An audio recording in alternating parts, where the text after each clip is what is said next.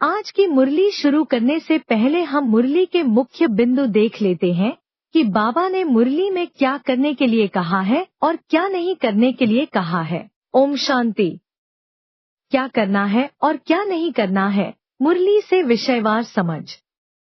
मुरली में बाबा ने कहा, धारणा, इनकलकेशन क्या करना है। पॉइंट नंबर 1, सपूत और आज्ञाकारी बनना है। मुरली में बाबा ने कहा, सपूत, आज्ञाकारी बन सच्चा योगी व ज्ञानी बनो। पॉइंट नंबर 2, रहम दिल बनकर सेवा पर तत्पर रहना है। मुरली में बाबा ने कहा, जो सेवा में तत्पर रहते हैं वह बाप को प्यारे लगते हैं। पॉइंट नंबर 3, बाप के साथ बहुत प्यार से बात करनी है। मुरली में बाबा ने कहा, अमृत वेले उठकर बाप से मीठी मीठी बातें करो और शुक्रिया मानो। पॉइंट नंबर 4, मोस्ट बीलवेड बाप को याद करते हुए मदद का अनुभव करना है। मुरली में बाबा ने कहा, योग में रहने वालों को बाबा मदद भी देते हैं। धारणा, इनकलकेशन क्या नहीं करना है। पॉइंट नंबर 1, कुल को कलंकित नहीं करना है। मुरली में बाबा ने कहा, कुल को कलंकित नहीं करना। 5 विकार दान में दे फिर वापस नहीं लेना। पॉइंट नंबर 2, दुख या अशांति में बाप से दूर नहीं होना है। मुरली में बाबा ने कहा, जब सुख मिलता है तो बाप को शुक्रिया मानो, दुख में शुक्रिया नहीं मानते। योग, मेडिटेशन क्या करना है। पॉइंट नंबर 1, अमृत वेले उठकर बाप की याद में रहना है। मुरली में बाबा ने कहा, रात को उठकर बाबा से बातें करो, बाबा का अनुभव सुनो। पॉइंट नंबर 2, मनमनाभव और मध्याजीभव के बाण से माया को हराना है। मुरली में बाबा ने कहा, यह मनमनाभव मध्याजीभव का बाण है जिससे तुम माया पर विजय पा लेते हो। पॉइंट नंबर 3, श्रीमत पर चलकर श्रेष्ठ कर्म करना है। मुरली में बाबा ने कहा, बाप तुम्हें ऐसे श्रेष्ठ कर्म सिखलाते हैं जो 21 जन्म तक कभी कर्म कूटने की दरकार न पड़े। योग, मेडिटेशन क्या नहीं करना है। पॉइंट नंबर 1, माया के प्रभाव में आकर बाप की याद से विमुख नहीं होना है। मुरली में बाबा ने कहा, मनमनाभव और श्रीमत पर चलते रहो ताकि माया से बच सको। पॉइंट नंबर 2, भक्ति मार्ग की तरह दिखावे का कसम या झूठा संकल्प नहीं लेना है। मुरली में बाबा ने कहा, आजकल लोग झूठी कसम उठाते हैं, परंतु यह झूठा ईश्वर को हाजिर नाजिर मानना है। सेवा, सर्विस क्या करना है। पॉइंट नंबर 1, स्वर्ग का मालिक बनाने का लक्ष्य लेकर दूसरों को जागृत करना है। मुरली में बाबा ने कहा, तुम माताएं जागृत करती हो, स्वर्ग का मालिक बनाती हो। वंदे मातरम भी इसीलिए गाया जाता है। पॉइंट नंबर 2, राजयोग और बाप का परिचय सभी को देना है। मुरली में बाबा ने कहा, तुम्हारा फर्ज है बाप का परिचय सबको देना, सच्चा सच्चा सहज राजयोग सिखलाना। सेवा, सर्विस क्या नहीं करना है। पॉइंट नंबर 1, दूसरों को जगाने के बजाय स्वयं आलस्य में नहीं रहना है। मुरली में बाबा ने कहा, तुम नर्क को स्वर्ग बनाने वाले हो, कुंभकर्ण की नींद में मत रहो। पॉइंट नंबर 2, सेवा में अशुद्ध विचार या भाव नहीं लाना है। मुरली में बाबा ने कहा, बाप रहम दिल बच्चों को पसंद करते हैं, अशुद्ध विचार रखने वाले बाप को कम प्रिय लगते हैं। ज्ञान, नॉलेज क्या करना है। पॉइंट नंबर 1, सृष्टि के चक्र को समझकर ज्ञान धारण करना है। मुरली में बाबा ने कहा, सतयुग, त्रेता, द्वापर और कलयुग का चक्र बुद्धि में रखना चाहिए। पॉइंट नंबर 2, गीता के भगवान का सही परिचय देना है। मुरली में बाबा ने कहा, गीता के भगवान कौन है, यह मुख्य बात पूछो और समझाओ। ज्ञान, नॉलेज क्या नहीं करना है। पॉइंट नंबर 1, शास्त्रों में लिखी हिंसक कहानियों को सत्य नहीं मानना है। मुरली में बाबा ने कहा, यह योगबल की लड़ाई है, बाहुबल की नहीं। शास्त्रों में दिखाई हिंसक लड़ाई से हमारा कोई संबंध नहीं है। पॉइंट नंबर 2, सिद्धांतों के बिना गहरे ज्ञान के विषय में भ्रमित नहीं होना है। मुरली में बाबा ने कहा, सारी दुनिया में महान मूर्ख देखना हो तो यहाँ देखो, जो बाप का ज्ञान समझ नहीं पाते। अंतिम प्रेरणा। पॉइंट नंबर 1, सदा उमंग उत्साह में रहना है। मुरली में बाबा ने कहा, वाह वाह के गीत गाओ, वाह बाबा, वाह तकदीर, वाह परिवार। पॉइंट नंबर 2, संकल्प को अटल बनाना है। मुरली में बाबा ने कहा, जो संकल्प करो उसे अविनाशी गवर्नमेंट की स्टैंप लगाकर अटल बनाओ। निष्कर्ष। मुरली से बाबा हमें हर क्षेत्र में स्पष्ट दिशा निर्देश देते हैं। धारणा, योग, सेवा और ज्ञान। हमें बाप की याद और श्रीमत पर चलते हुए अपने कर्म श्रेष्ठ बनाना है और माया पर विजय पाकर अपने 21 जन्मों के वर्षे का अधिकारी बनना है। अभी विधिवत मुरली सुनते हैं। ओम शांति। आज 14 दिसंबर 2024 बाबा के महावाक्य हैं, मीठे बच्चे, तुम्हारे पास मन मना भव और मध्याजी भव के तीक्ष्ण बाण है। इन्हीं बाणों से तुम माया पर विजय प्राप्त कर सकते हो। प्रश्न है, बच्चों को बाप की मदद किस आधार पर मिलती है? बच्चे बाप की शुक्रिया किस रूप से मानते हैं? उत्तर है, जो बच्चे जितना बाप को प्यार से याद करते उतना बाप की मदद मिलती है।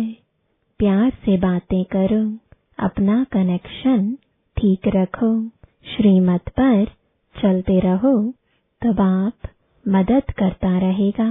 बच्चे बाप की शुक्रिया मानते, बाबा आप परम धाम से आकर हमें पतित से पावन बनाते हो।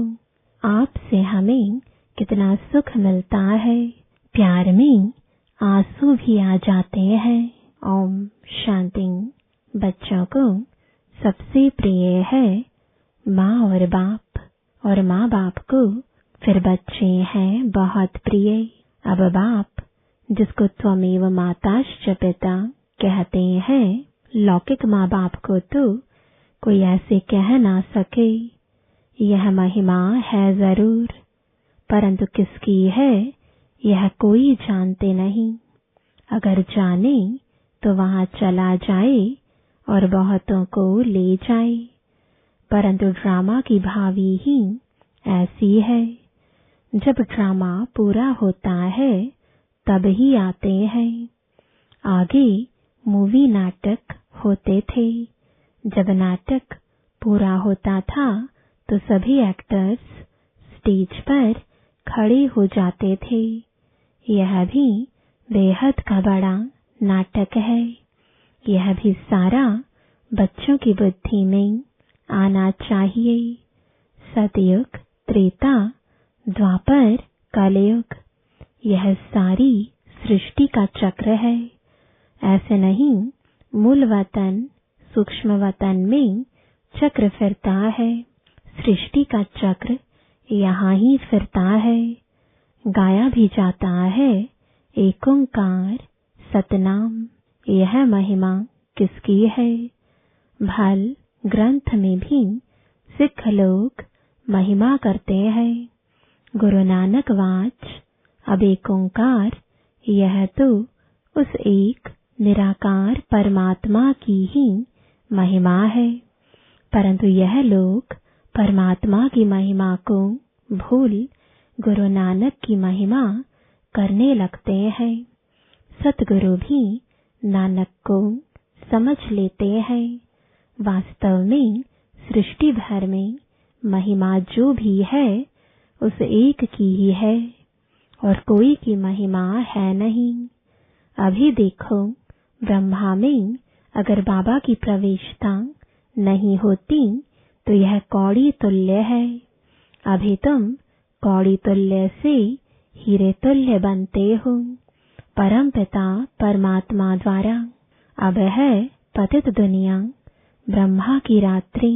पतित दुनिया में जब बाप आते हैं और जो उनको पहचान लेते हैं वह उन पर कुर्बान जाते हैं। आज की दुनिया में तो बच्चे भी धुंधकारी बन पड़ते हैं। देवताएं कितने अच्छे थे, अभी वह पुनर्जन्म लेते लेते तमो प्रधान बन गए हैं। सन्यासी भी पहले बहुत अच्छे थे, पवित्र थे, भारत को मदद देते थे। भारत में अगर पवित्रता ना हो तो काम चिता पर जल जाए। सतयुग में काम कटारी होती नहीं। इस कलयुग में सब काम चिता के कांटों पर बैठे हुए हैं। सतयुग में तो ऐसे नहीं कहेंगे, वहां यह पॉइजन होता नहीं। कहते हैं ना, अमृत छोड़ विष काहे को खाए। विकारी को ही पतित कहा जाता है। आजकल मनुष्य तो देखो 10-12 बच्चे पैदा करते रहते हैं, कोई कायदा ही नहीं रहा है। सतयुग में जब बच्चा पैदा होता है तो पहले से ही साक्षात्कार होता है। शरीर छोड़ने के पहले भी साक्षात्कार होता है कि हम यह शरीर छोड़ जाकर बच्चा बनूंगा, और एक बच्चा ही होता है, जास्ती नहीं। लामुजीब चलता है। वृद्धि तो होनी है जरूर, परंतु वहां विकार होता नहीं। बहुत पूछते हैं तब वहां पैदाइश कैसे होती है। बोलना चाहिए वहां योग बल से सब काम होता है। योग बल से ही सृष्टि की राजाई लेते हैं। बाहुबल से सृष्टि की राजाई नहीं मिल सकती है। बाबा ने समझाया है, अगर क्रिश्चियन लोग आपस में मिल जाएं तो सारी सृष्टि का राज्य ले सकते हैं, परंतु आपस में मिलेंगे नहीं।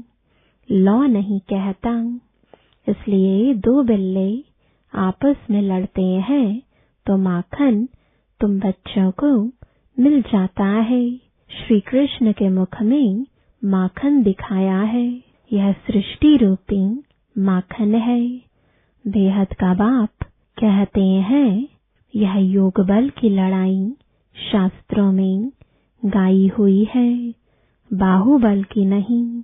उन्होंने फिर हिंसक लड़ाई शास्त्रों में दिखा दी है। उनसे अपना कोई संबंध नहीं है। पांडवों कौरवों की लड़ाई है नहीं। यह अनेक धर्म 5000 वर्ष पहले भी थे जो आपस में लड़कर विनाश हुए। पांडवों ने देवी देवता धर्म की स्थापना की। यह है योग बल, जिससे सृष्टि का राज्य मिलता है। माया जीत जगत जीत बनते हैं। सतयुग में माया रावण होता नहीं। वहां थोड़े ही रावण का बुत बनाकर जलाएंगे। बुत यानी चित्र कैसे कैसे बनाते हैं। ऐसा कोई दैत्य व असुर होता नहीं। यह भी नहीं समझते 5 विकार स्त्री के हैं और 5 विकार पुरुष के हैं। उनको मिलाकर 10 शीश वाला रावण बना देते हैं। जैसे विष्णु को भी 4 भुजाएं देते हैं। मनुष्य तो यह कॉमन बात भी समझते नहीं है। बड़ा रावण बनाकर जलाते हैं। मोस्ट बेलवेट बच्चों को अभी बेहद का बाप समझाते हैं। बाप को बच्चे हमेशा नंबरवार प्यारे होते हैं, कोई तो मोस्ट बेलवेट भी है तो कोई कम प्यारे भी है। जितना सिकिलदा बच्चा होगा उतना जास्ती लव होगा। यहाँ भी जो सर्विस पर तत्पर रहते हैं, रहम दिल रहते हैं, वह प्यारे लगते हैं। भक्ति मार्ग में रहम मांगते हैं ना, खुदा रहम करो मर्सी ऑन मी। परंतु ड्रामा को कोई जानते नहीं है। जब बहुत तमो प्रधान बन जाते हैं तभी बाबा का प्रोग्राम है आने का। ऐसे नहीं, ईश्वर जो चाहे कर सकते हैं या जब चाहे तब आ सकते हैं। अगर ऐसी शक्ति होती तो फिर इतनी गाली क्यों मिले, वनवास क्यों मिले? यह बातें बड़ी गुप्त है। श्री कृष्ण को तो गाली मिल ना सके। कहते हैं भगवान यह नहीं कर सकता, परंतु विनाश तो होना ही है। फिर बचाने की तो बात ही नहीं, सभी को वापस ले जाना है। स्थापना विनाश कराते हैं तो जरूर भगवान होगा ना। परमपिता परमात्मा स्थापना करते हैं किसकी? मुख्य बात तुम पूछो ही यह कि गीता का भगवान कौन? सारी दुनिया इसमें मूंझी हुई है। उन्होंने तो मनुष्य का नाम डाल दिया है। आदि सनातन देवी देवता धर्म की स्थापना तो भगवान बगैर कोई कर नहीं सकता। फिर तुम कैसे कहते हो श्री कृष्ण गीता का भगवान है? विनाश और स्थापना कराना किसका काम है? गीता के भगवान को भूल गीता को ही खंडन कर दिया है। यह बड़े ते बड़ी भूल है। दूसरा, फिर जगन्नाथपुरी में देवताओं के बड़े गंदे चित्र बनाए हैं। गवर्नमेंट की मना है गंदे चित्र रखने की, तो इस पर समझाना चाहिए। इन मंदिरों पर कोई की बुद्धि में यह बातें आती नहीं है। यह बातें बाप ही बैठ समझाते हैं। देखो बच्चियां कितना प्रतिज्ञा पत्र भी लिखती हैं, खून से भी लिखती। एक कथा भी है ना, श्री कृष्ण को खून निकला तो द्रौपदी ने अपना चीर फाड़कर बांध दिया। यह लव है ना, तुम्हारा लव है शिव बाबा के साथ। इनका यानी ब्रह्मा का खून निकल सकता है, इनको दुख हो सकता है, लेकिन शिव बाबा को कभी दुख नहीं हो सकता, क्योंकि उनको अपना शरीर तो है नहीं। श्री कृष्ण को अगर कुछ लगे तो दुख होगा ना, तो उनको फिर परमात्मा कैसे कह सकते? बाबा कहते मैं तो दुख सुख से न्यारा हूँ। हाँ, बच्चों को आकर सदा सुखी बनाता हूँ। सदा शिव गाया जाता है, सदा शिव सुख देने वाला। कहते हैं मेरे मीठे मीठे सिकिलदे बच्चे जो सपूत है ज्ञान धारण कर पवित्र रहते हैं, सच्चे योगी और ज्ञानी रहते हैं, वह मुझे प्यारे लगते हैं। लौकिक बाप के पास भी कोई अच्छे कोई बुरे बच्चे होते हैं। कोई कुल को कलंक लगाने वाले निकल पड़ते हैं, बहुत गंदे बन जाते हैं। यहाँ भी ऐसे है। आश्चर्यवत बच्चा बनंती सुनंती कथंती फिर फारकती देवंती। इसलिए ही निश्चय पत्र लिखवाया जाता है, तो वह लिखत फिर सामने दी जाएगी। ब्लड से भी लिखकर देते हैं, ब्लड से लिखकर प्रतिज्ञा करते हैं। आजकल तो कसम भी उठवाते हैं, परंतु वह है झूठा कसम। ईश्वर को हाजिर नाजिर जानना अर्थात यह भी ईश्वर है, मैं भी ईश्वर, कसम उठाता हूँ। बाप कहते हैं अभी तुम प्रैक्टिकल में हाजिर नाजिर जानते हो। बाबा इन आंखों रूपी खिड़कियों से देखते हैं। यह पराया शरीर है, लोन पर लिया है। बाबा किराएदार है। मकान को काम में लाया जाता है ना, तो बाबा कहते हैं मैं यह तन काम में लाता हूँ।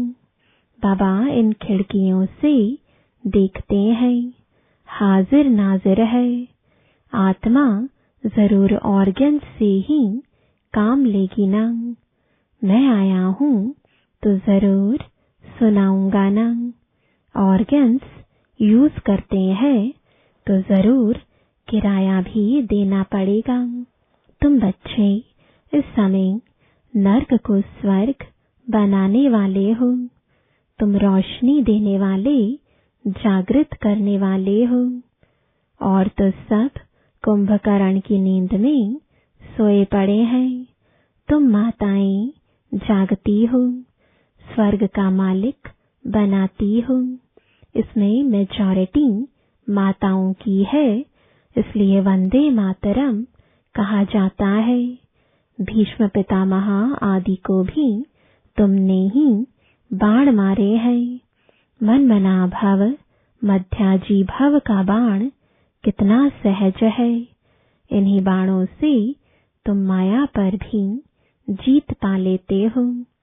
तुम्हें एक बाप की जात, एक की श्रीमत पर ही चलना है। बाप तुम्हें ऐसे श्रेष्ठ कर्म सिखलाते हैं जो 21 जन्म कभी कर्म कूटने की दरकार ही ना पड़े। तुम एवर हेल्दी एवर वेल्दी बनते हो। अनेक बार तुम स्वर्ग के मालिक बने हो, राज्य लिया और फिर गवाया है। तुम ब्राह्मण कुलभूषण ही हीरो हीरोइन का पार्ट बजाते हो। ड्रामा में सबसे ऊंच पार्ट तुम बच्चों का है, तो ऐसे ऊंच बनाने वाले बाप के साथ बहुत लव चाहिए। बाबा आप कमाल करते हो, न मन न चित्त। हमको थोड़े ही पता है हम सो नारायण थे। बाबा कहते हैं तुम सो नारायण अथवा सुलक्ष्मी देवी देवता थे, फिर पुनर्जन्म लेते लेते असुर बन गए हो। अभी फिर पुरुषार्थ कर वर्षा पाओ। जितना जो पुरुषार्थ करते हैं साक्षात्कार होता रहता है। राजयोग एक बाप ने ही सिखलाया था। सच्चा सच्चा सहज राजयोग तो तुम अभी सिखला सकते हो। तुम्हारा फर्ज है बाप का परिचय सबको देना। सभी निधन के बन पड़े हैं। यह बातें भी कल्प पहले वाले कोटों में कोई ही समझेंगे। बाबा ने समझाया है सारी दुनिया में महान मूर्ख देखना हो तो यहाँ देखो। बाप जिनसे 21 जन्म का वर्षा मिलता है उनको भी फारकती दे देते हैं। यह भी ड्रामा में नोंद है। अभी तुम स्वयं ईश्वर की औलाद हो, फिर देवता, क्षत्रिय, वैश्य, शूद्र की औलाद बनेंगे। अभी आसुरी औलाद से ईश्वरीय संतान बने हो। बाप परम धाम से आकर पतित से पावन बनाते हैं, तो कितना शुक्रिया मानना चाहिए। भक्ति मार्ग में भी शुक्रिया करते रहते हैं। दुख में थोड़े ही शुक्रिया मानेंगे। अभी तुमको कितना सुख मिलता है, तो बहुत लव होना चाहिए। हम बाप से प्यार से बात करेंगे तो क्यों नहीं सुनेंगे। कनेक्शन है ना। रात को उठकर बाबा से बातें करनी चाहिए। बाबा अपना अनुभव बतलाते रहते हैं। मैं बहुत याद करता हूँ। बाबा की याद में आंसू भी आ जाते हैं। हम क्या थे, बाबा ने क्या बना दिया है। तत्त्वम, तुम भी वह बनते हो। योग में रहने वालों को बाबा मदद भी देते हैं। आपे ही आंख खुल जाएगी, खटिया हिल जाएगी। बाबा बहुतों को उठाते हैं। बेहद का बाप कितना रहम करते हैं। तुम यहाँ क्यों आए हो?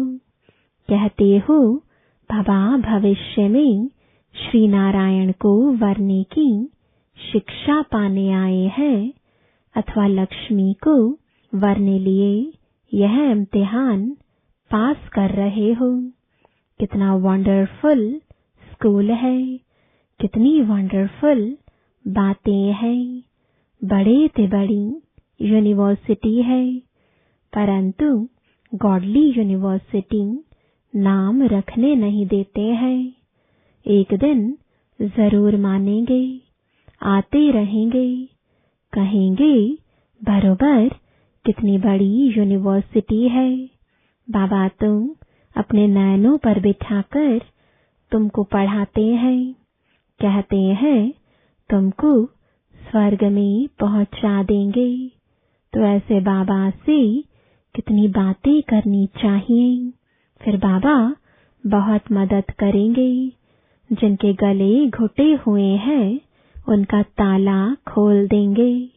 रात को याद करने से बहुत मजा आएगा।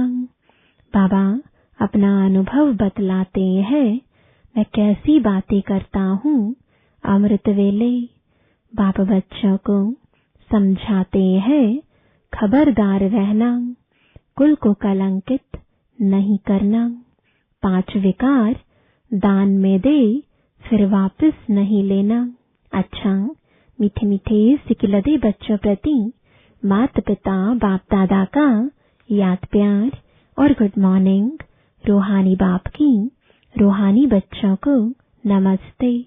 रूहानी बच्चों की रूहानी बाप दादा को गुड मॉर्निंग और नमस्ते। धारणा के लिए मुख्य सार है। पहला, बाप का प्रिय बनने के लिए रहम दिल बन सर्विस पर तत्पर रहना है। सपूत आज्ञाकारी बन सच्चा योगी विज्ञानी बनना है। दूसरा, अमृत वेले उठ बाप से बहुत मीठी मीठी बातें करना है। बाप का शुक्रिया मानना है।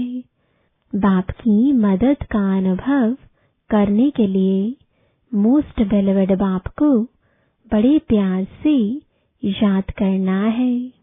वरदान है, सदा उमंग उत्साह में रहे, मन से खुशी के गीत गाने वाले अविनाशी खुशनसीब भव। आप खुशनसीब बच्चे अविनाशी विधि से अविनाशी सिद्धियां प्राप्त करते हो। आपके मन से सदा वाह वाह की खुशी के गीत बजते रहते हैं। वाह बाबा, वाह तकदीर, वाह मीठा परिवार, वाह श्रेष्ठ संगम का सुहावना समय। हर कर्म वाह वाह है, इसलिए आप अविनाशी खुशनसीब हो। आपके मन में कभी वाय आए यानी क्यों मैं नहीं आ सकता। वाय के बजाय वाह वाह और आए के बजाय बाबा बाबा शब्द ही आता है। स्लोगन है, जो संकल्प करते हो उसे अविनाशी गवर्नमेंट की स्टैंप लगा दो तो अटल रहेंगे। ओम शांति।